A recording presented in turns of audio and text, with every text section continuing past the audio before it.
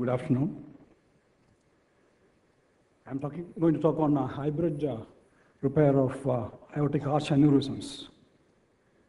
While treating aortic arch aneurysms by endovascular method, the branches which are covered by the stent graft have to be revascularized using extra anatomic bypasses. These are called hybrid procedures.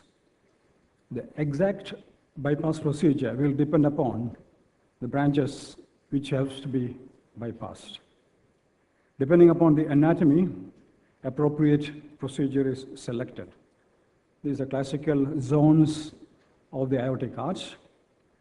Zone 0 includes distal ascending aorta and the innominate artery. Zone 1, the left common carotid artery. Zone 2, the left subclavian artery. And Zone 3, below the left subclavian artery. So depending upon where you extend your proximal landing zone, you have to revascularize these branches. For zone 0, you have to revascularize the innominate artery, left common carotid artery, and the left subclavian artery. For zone 1, you have to revascularize the left common carotid artery and the left subclavian artery.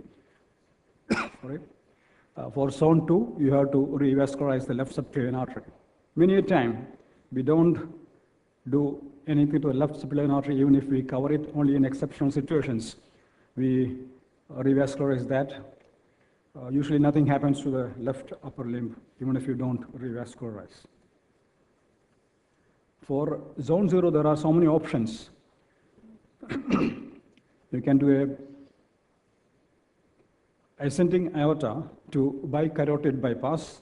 The anastomosis could be in the cervical carotid arteries, or you can anastomose from the ascending aorta to innominate and the left common carotid artery in the intrathoracic position, or you can anastomose the ascending aorta to innominate left common carotid and the left subclavian artery in the intrathoracic portion.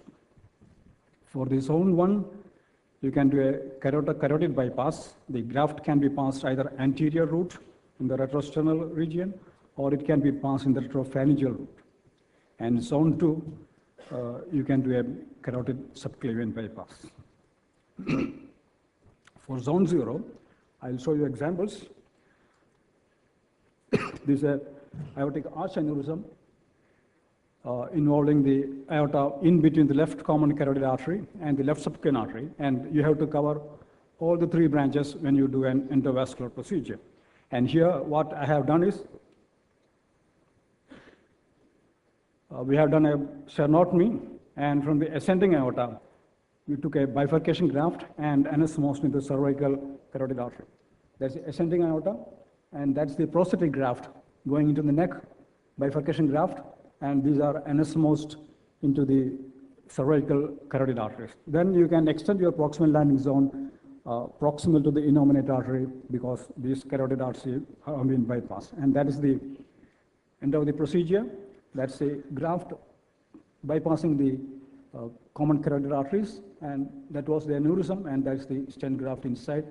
And this is the one way of debranching all the branches of the arch. That is another case. The patient had an aortic arch aneurysm. The patient also had a dilated ascending aorta. Of course, that didn't require replacement, but that dilated ascending aorta will require a huge graft, and we don't have that sized graft. So what we have done is ascending aorta to innominate artery and the left common carotid artery bypass using a bifurcation graft, and we have wrapped the ascending aorta, taken the measurement which we needed for the particular endograft we are using, and wrapped the ascending aorta. And you can see that that's the wrapped ascending aorta, and that's the bifurcation graft into the innominate artery and the left common carotid artery, and that's a huge aneurysm there, and that's after the deployment of the endograft. This again an aneurysm involving the aortic arch, a saccular aneurysm, but the patient had some other anomaly. She had a bovine arch. So here our job was made a little simpler. That's aneurysm.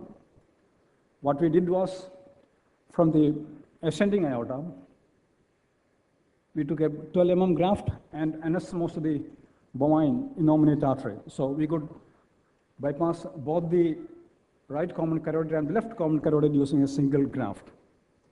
And then that's the ascending aortic graft into the bovine artery, and that is the endograft deployed. Now we come to zone 1. This is an arch aneurysm. The patient had an aberrant right subclavian also. And here we don't have to cover the common carotid artery, so what we can do is we can do a carotid bypass. That's what we did. That's a carotid bypass from the right common carotid to the left common carotid, and we disconnected the aberrant right subclavian artery and anastomosed it into the right common carotid artery. And that is after the deployment of the graft. You can see the graft, prosthetic graft, and the carotid bypass there.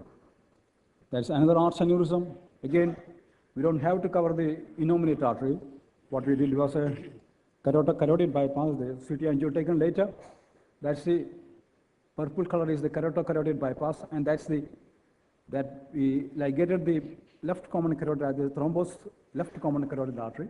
That's endograft, and that is the endograft without any leak into the aneurysm. That's another way of doing it.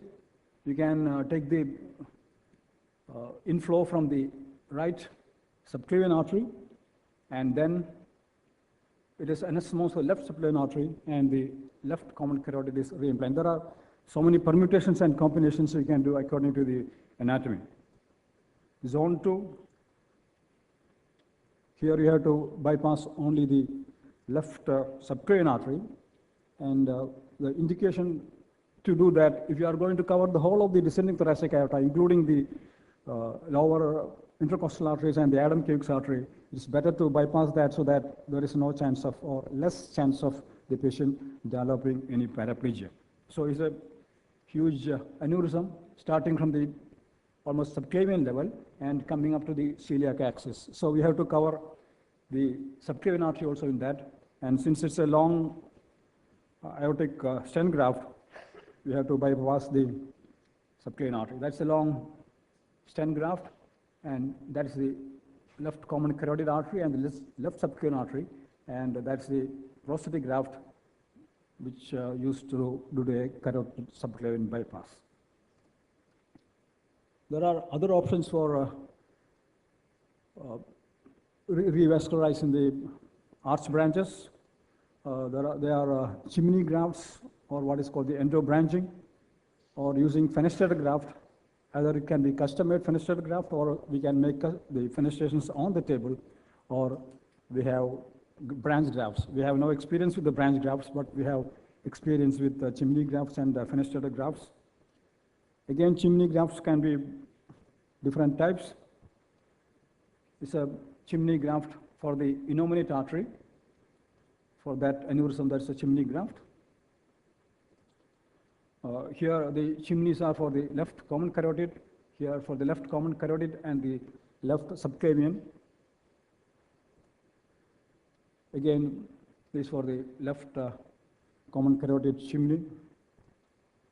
And on-table fenestrated graft, you take out the graft from the device, make fenestrations and reinforce with coronary guide wire, and then resheath it, put it inside, and then put covered stents through the fenestrations into the branches. This is an example of a on-table fenestration. We have made a fenestration there.